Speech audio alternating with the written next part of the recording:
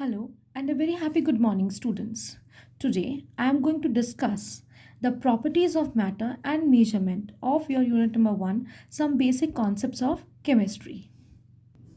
Now, properties of matter and their measurement. So, each substance, students, is associated with some unique set of characteristics which are collectively called the properties of matter. The properties of matter are characterized into two categories. We can say into two types: physical properties and chemical properties.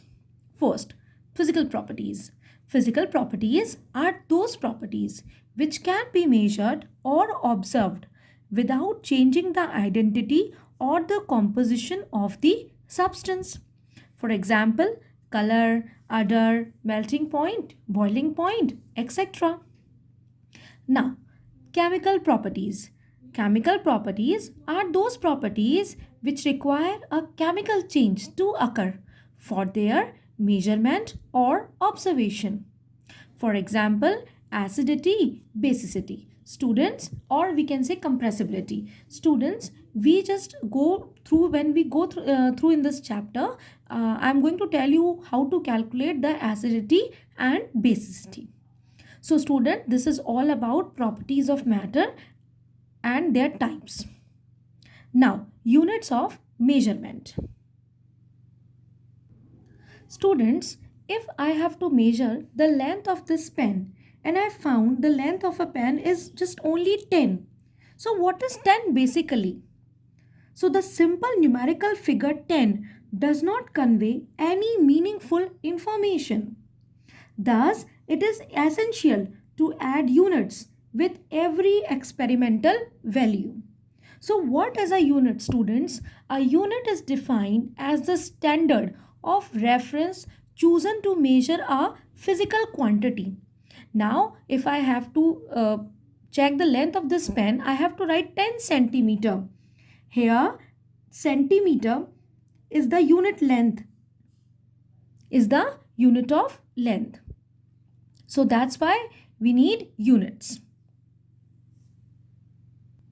Students, there are two different types of measurement called the English system and the metric system. The metric system was originated in France and more convenient, but nowadays SI unit, or we can say SI system, is widely accepted. Now, what is SI system? The International System of Units, that is also known as SI units. This system was established by 11th General Conference on Weights and Measurements, and in French is called Le Système International D Units. Now, first, fundamental units. There are 7 base units which are independent and cannot be derived from any other units. Okay, so fundamental units are 7 base units which are independent and cannot be derived from any other unit. Students, the some fundamental 7 units are, you just see here: base physical quantity, symbol for quantity, name of SI unit, symbol for SI unit. Students, basically SI units are very important. If you go worldwide, you just found the SI system is taken by each and every country. So this is very important. Okay, now you have to measure the length of anything, then you have to measure it in meter. That is the SI unit. You can't measure the length in the centimeter. Okay, students. Now, here I'm going to take one by one. Just see length over here. Length. This is the base physical quantity. There are 7. 1, 2, 3, 4, 5, 6, 7. Okay. So first is length. What is the symbol of this quantity? Small l. Now, name of SI unit? Meter. In the question, if it is given to you centimeter, we should convert the centimeter into meter. Remember this thing. So, name of SI unit is meter and the symbol for this SI unit is small m. Okay. Second fundamental unit is mass, denoted by small m. Its SI unit is kilogram. The symbol for this SI unit is kg. Time denoted by small t. SI unit is second. It's not hour, it's not minute. It is second, denoted by small s. Electric current denoted by capital I. SI unit is ampere, denoted by capital A. Thermodynamic temperature denoted by capital T. SI unit is Kelvin and the symbol of SI unit is capital K. Amount of substance denoted by N. Name of SI unit is mole and the symbol of SI unit is MOL. Luminous intensity, symbol for quantity is IV. Name of SI unit is candela. The symbol of this SI unit is CD. So students, these are very important. Okay. Now students, derived units. Basically students, the other physical quantities such as speed, volume, density, etc. can be derived from the above given base quantities and are called derived quantities. And their units are derived from fundamental units. Just remember this line.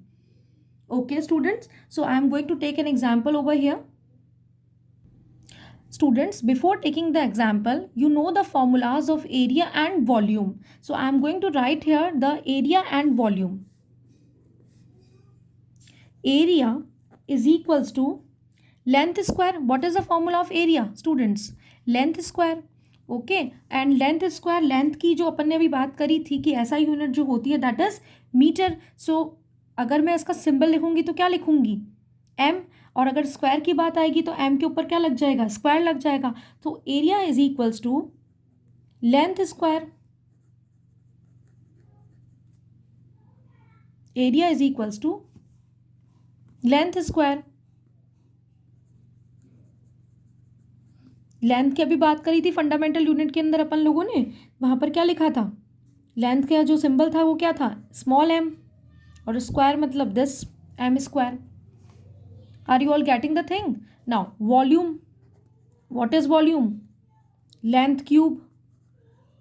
Length cube, length into breadth into height. So we can say length cube and here we can write m cube. So these two are very much important. Now if I have to calculate the unit of density, I just know the formula of density. Okay, so I'm going to write, for example, density is equals to mass upon volume. What is the symbol of mass? Small m. What is the symbol of volume? Capital V. Now we know mass की जो ऐसा unit थी that is kilogram. So can I write it here kilogram? Okay. Now what is the SI unit of volume? M cube. So can I write here as a denominator M cube? And when this denominator goes at the upside, what is goes? Then this is known as -3. So can I write this formula as kg m -3? So this is the derived units basically. How to derive units? Next, if I'm going to take the velocity. What is velocity? What is velocity? Distance upon time. Yes, distance upon time. Distance is calculated in meter.